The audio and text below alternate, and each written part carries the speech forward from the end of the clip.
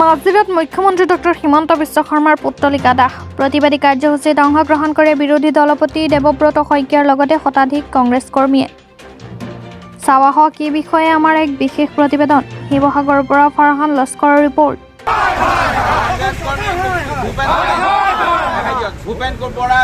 কংগ্ৰেছ কৰ্মীক ৰেহাই দিয়ক।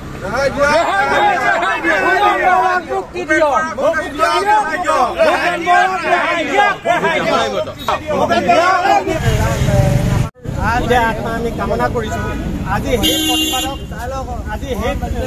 হত্যাৰ প্ৰতিবাদ কৰিবলৈ যাওঁতে আমাৰ সন্মানীয় অসম প্ৰদেশ কংগ্ৰেছ কমিটিৰ সন্মানীয় সভাপতি ভূপেন কুমাৰ বৰা, প্ৰাক্তন সভাপতি ৰিপুণ কুমাৰ বৰাকে ধৰি বহু কৰ্মী আৰক্ষী কৰি তাত আবদ্ধ কৰি ৰাখিছে।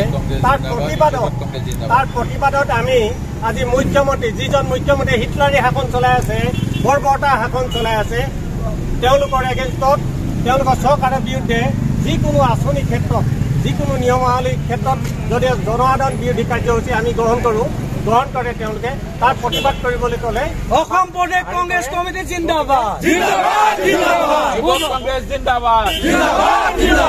লৈছো আমাৰ বিধায়ক ডাঙৰীয়া আছে, আমাৰ হিটলাৰী শাসন নচলিব, কংগ্ৰেছ কৰ্মীক মুক্তি দিয়ক। হিমন্ত বিশ্ব শৰ্মা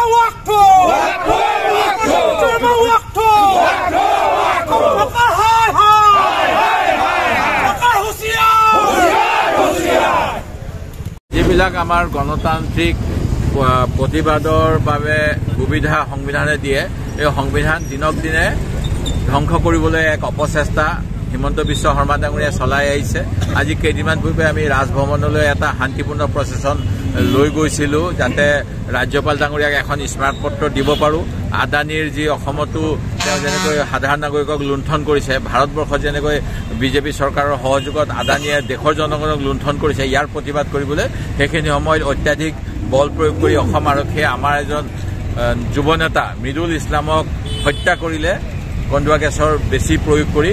আৰু তাৰ বাবে আজি আমি শোকসভা কৰিবলৈ গুৱাহাটীত সৰ্বধৰ্ম প্ৰাৰ্থনাৰ আয়োজন কৰিছিলোঁ। যুৱক কংগ্ৰেছৰ এখন প্ৰতিবাদী কাৰ্যসূচী আছিল, তেওঁলোকৰ সাংগঠনিক সভা আছিল।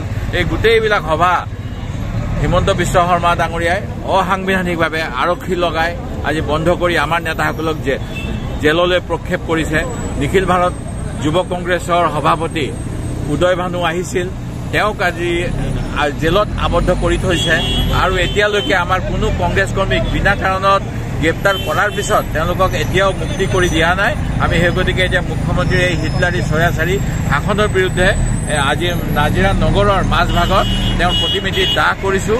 আৰু ভৱিষ্যতে এনেকুৱা হিটলাৰী শাসন অসমত যাতে নচলায় তাৰ বাবে তেখেতক সাৱধান বাণী শুনাইছোঁ। আৰু কংগ্ৰেছে ৰাইজৰ স্বাৰ্থত সদায় কাম কৰি যাব, প্ৰতিবাদ কৰি যাব, এই কথা আজি হিমন্ত বিশ্ব ডাঙৰীয়াক ৰাজপথত তেখেতৰ প্ৰতিমূৰ্তি জ্বলাই আমি তেখেতক সাৱধানী বাণী শুনাইছোঁ।